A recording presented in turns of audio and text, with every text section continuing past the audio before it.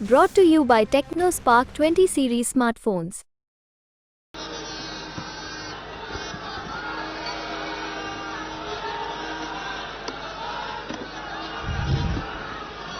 जोहार जोहार जोहार।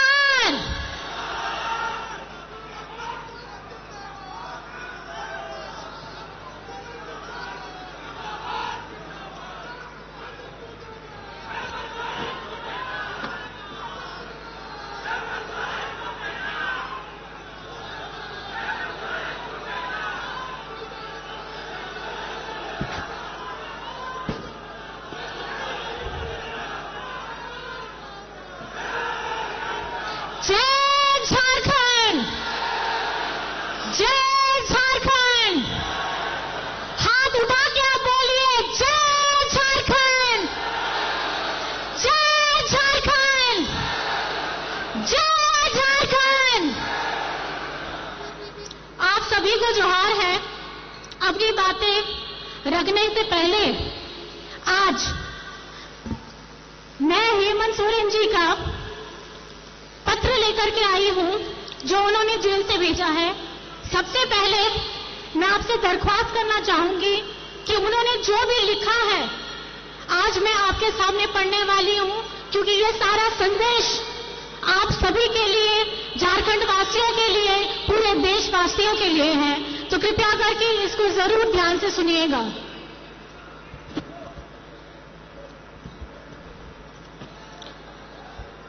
उलगुलान की धरती झारखंड में आयोजित उलगुलान न्याय महारैली में पूरे झारखंड के विभिन्न गांव, पंचायत, टोले से आए हुए बड़े बुजुर्ग, माताएं, बच्चे, बहनें और मेरे साथियों, साथ ही मेरे पूरे देश से आए हुए इंडिया महागठबंधन के नेतागणों को धरती आबा बिरसा मुंडा, सिद्धू कान्हू सहित अमीर शहीदों की इस पावन धरती पर मैं बिरसा कारा से ही आप सभी को हार्दिक अभिनंदन और जोहार करता हूं। आज इस महारैली में मौजूद राज निर्माता विश्व गुरु शिबू सोरेन जी को चरण स्पर्श करता हूं। साथियों, आज झारखंड उलगुलान रैली में आपके साथ नहीं हूं। आपको मालूम है कि विगत 4 सालों से विपक्ष मेरे विरुद्ध षड्यंत्र रच कर आखिरकार एक बेबुनियाद आरोप के में मुझे कई 2.5 महीनों से बिरसा जेल में बंद करके रखा है।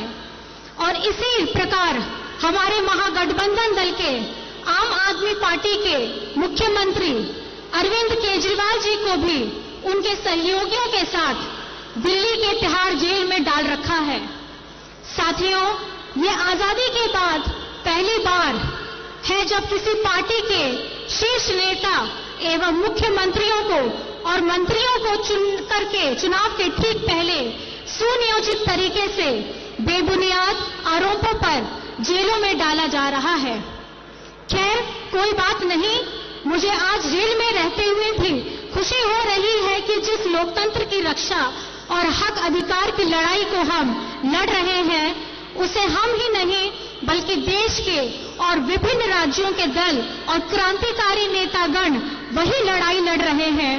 आज उलगुलान महारैली में आए क्रांतिकारी नेताओं की मौजूदगी इसका गवाह है कि आज इस उलगुलान महारैली के मंच पर आदरणीय मल्लिकार्जुन खड़गे जी, जो अभी नहीं है, राहुल गांधी जी, अखिलेश यादव जी, फारूक अब्दुल्ला जी, चंपई सोरेन जी, भगवत मान जी, तेजस्वी यादव जी, श्रीमती सुनीता केजरीवाल जी, दीपांकर भट्टाचार्य जी, संजय सिंह जी, श्रीमती प्रियंका चतुर्वेदी जी और विवेक गुप्ता जी का मैं पुनः अभिवादन करता हूं। साथियों, आज का ये झारखंड उलगुलान महारैली से झारखंडी भाइयों के नाम से कई बातों का पता चल रहा होगा। जी हां साथियों, उलगुलान का मतलब ही है अब और नहीं चलेगी ठगों की सरकार, लोकतंत्र लूटने नहीं देंगे, संविधान खत्म नहीं होने देंगे, देश टूटने नहीं देंगे। मेरे साथ आप लोग जोर से बोलिए, इंकलाब जिंदाबाद, इंकलाब जिंदाबाद। साथियों, 2024 का लोकसभा चुनाव चल रहा है। एक तरफ हम सब इंडिया महागठबंधन के लोग हैं और दूसरी तरफ पूंजीपतियों की जमात और षड्यंत्रकारी केंद्र सरकार एनडीए के लोग। साथियों, आज देश एक विषम परिस्थिति से गुजर रहा है। विगत 2014 से केंद्र में भाजपा एनडीए की सरकार चल रही है और दो बार देश की जनता ने एनडीए को सरकार बनने का मौका भी दिया। देश की सरकार का जनाधार को देश के लोगों ने दे दिया, पर पूरे देश की राज्यों की सरकार का जनाधार एनडीए को नहीं दिया। परंतु 2014 में एनडीए बनते ही पूरे देश के राज्यों में अपना कब्जा चाहते हैं। आपने सुना ही होगा विभिन्न सूचना तंत्र के माध्यम से कि गैर भाजपा सरकार राज्यों को किस तरीके से परेशान और उनके साथ सौतेला व्यवहार किया जा रहा है। कहीं सरकार गिराई जा रही है तो कहीं एमपी एमएलए खरीद फरोख्त की जा रही है। जो गैर भाजपा सरकार उनके साथ नहीं आते हैं तो इसका उदाहरण है कि आज हम जेलों से आप तक बंदी पत्रों के माध्यम से संदेश भेजना पड़ रहा है। साथियों, यह देश हमें भीख में नहीं मिली है। इस देश को पाने के लिए अनगिनत शहादत हुई है। कई इतिहास की किताब हमारे स्वतंत्रता सेनानियों के नाम से पटे पड़े हैं। साथियों, विगत कई साल के षड्यंत्र का फल एनडीए को 2014 में पूर्ण बहुमत से सरकार बनाने को मिली। देश के लोगों को बड़ी चतुराई से सपने दिखाए, आंखों में धूल झोंका गया, हर जाति धर्म के लोग को मूर्ख बनाया गया। बड़ी चतुराई से 2014 से आज तक देश के युवा, महिला, बुजुर्ग, किसान, आदिवासी, दलितों को ठगा गया। ऐसे जैसे एक स्टेज में दिखाने वाला जादूगर किस तरह पूरे देश को अलग अलग माध्यम से, अलग अलग सूचना तंत्रों के माध्यम से देशवासियों को निरंतर ठगने का प्रयास चल रहा है। इस चुनाव में बड़े पैमाने पर केंद्र एजेंसियों का दुरुपयोग किया जा रहा है। उनके माध्यम से विपक्ष की आवाज को कुचलने का काम शुरू हो रहा है। आज केंद्र सरकार ऐसे ऐसे कानून का निर्माण कर रही है जिससे देशवासियों को तो नुकसान होना ही है, चाहे वो किसी भी वर्ग, जाति, धर्म का ही क्यों ना हो। साथ ही साथ इस देश के लोकतंत्र को भी खतरा होगा और संविधान को भी खतरा होगा। साथियों, झारखंड देश का सबसे गरीब राज्य है। यहाँ के लोग गरीब हैं, पर झारखंड गरीब नहीं है। हमारे प्राकृतिक संसाधनों से पूरा देश चलता है। इसके बदले में हमें क्या मिलता है? पलायन, विस्थापन, भुखमरी, बीमारी। हम अपना हक मांगते हैं तो हमें जेल में डाल दिया जाता है।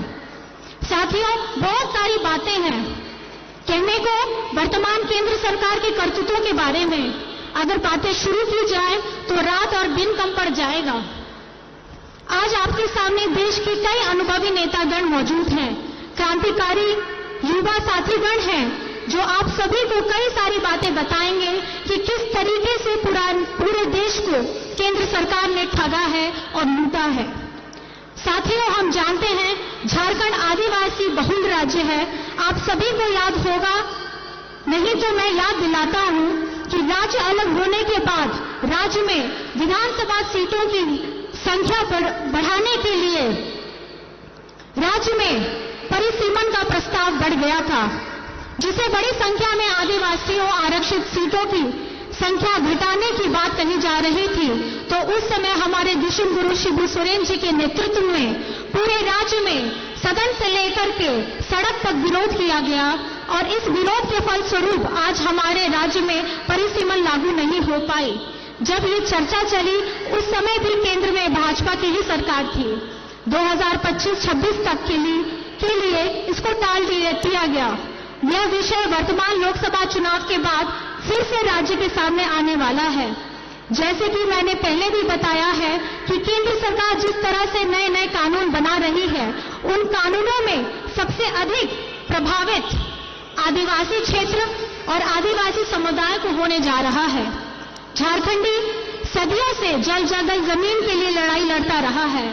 जल जगह जमीन के लिए हमारे अनेक पूर्वजों ने अपनी शहादत दी है और आज के परिप्रेक्ष्य में केंद्र सरकार की सोच आदिवासी, दलित, पिछड़ा, मजदूर, किसान विरोधी रहा है और इनके 10 साल के कार्यकाल में सबसे अधिक और बड़े ही निर्मम तरीके से आदिवासी समुदायों को और उनके अनुसूचित क्षेत्रों पर इनकी बुरी नजर है। उदाहरण के तौर पर आप देख सकते हैं, विगत कई महीनों से मणिपुर जल रहा है, वहां के आदिवासी बहु बेटियों की इज्जत लूटी जा रही है, पूरा देश देख रहा है, पर केंद्र सरकार चुप है। आज तक केंद्र सरकार ने कोई सूद नहीं ली है। ये है इनका आदिवासी प्रेम। लद्दाख को छठी अनुसूची में डालने का वादा कर वर्षों तक ठगा गया और अंत में छठी अनुसूची घोषित करने से मुकर गई। आज वहां के भयानक ठंड में भी लोग 0 की डिग्री में भी अपना विरोध प्रदर्शन कर रहे हैं। ये है इनका आदिवासी प्रेम। साथियों, देश में सभी शेड्यूल एरिया पर इनकी गिद्ध नजर है। झारखंड में कई महत्वपूर्ण और संवेदनशील कानून लागू हैं, जैसे CNT act, SPT act, Wilkinson act इत्यादि। अगर NDA सरकार 2024 के चुनाव जीतती है तो राज्य और देश के आदिवासियों के ऊपर बहुत बड़ा खतरा बन जाएगा। इसलिए किसी भी कीमत पर झारखंड को बचाना है। साथियों, झारखंड में कुछ संवेदनशील मुद्दे हैं, जैसे सरना धर्म कोड राज्य में लागू किया जाना, खतियान आधारित स्थानीय और नियोजन नीति बनाना, पिछड़ों को 27% आरक्षण के लिए मार्ग प्रशस्त करना, स्थानीय भाषा और संस्कृति को पहचान दिलाने का कार्य करना इत्यादि। मैं इन विषयों पर विस्तृत में नहीं जा रहा हूं, पर यह कहना चाहूंगा कि ये सभी चीजें तभी लागू होंगी जब केंद्र की पूंजीपति और तानाशाह सरकार को केंद्र से बेदखल किया जाए। साथियों, मैं अपना यह संदेश समाप्त करने से पहले कहना चाहता हूं कि झारखंड वीरों की धरती है। हमेशा से झारखंड के मूलवासी आदिवासियों ने राज्य के हक अधिकार के लिए संघर्ष किया है, अपने संघर्षों का लोहा भी बनवाया है। झारखंड के लोग अपने हक अधिकार की लड़ाई तब तक लड़ते रहेंगे जब तक वो हासिल न हो जाए। आज उसी संघर्ष का ये नतीजा है कि वर्ष 2000 में गुरुजी के नेतृत्व में हमें झारखंड राज्य मिला और उसी संघर्ष से ही राज्य अलग होने के बाद हम लोगों ने राज्य में महागठबंधन की मजबूत सरकार बनाई और अब मजबूत उलगुलान की आवाज करते हुए 2024 के लोकसभा चुनाव मजबूती से लड़ेंगे भी और जीतेंगे भी। जुमले वाली केंद्र सरकार की नाकामी देश को ठगने वालों की और देश की अखंडता को तोड़ने की बातें करने वालों को इस झारखंड से भी खदेड़ा जाएगा और दिल्ली की गद्दी से भी खदेड़ा जाएगा। इन्हीं बातों के साथ आप सबको उलगुलान महारैली में आने के लिए बहुत बहुत आभार है। अब हम अपने झारखंड की इस प्रभात तारा मैदान से इतनी जोर से आवाज लगाएंगे कि होटवार जेल में बैठे हेमंत जी को पूरे झारखंड की आवाज सुनाई देनी चाहिए। जोर से हम लोग सब बोलेंगे, जय हिंद, जय हिंद, जय हिंद।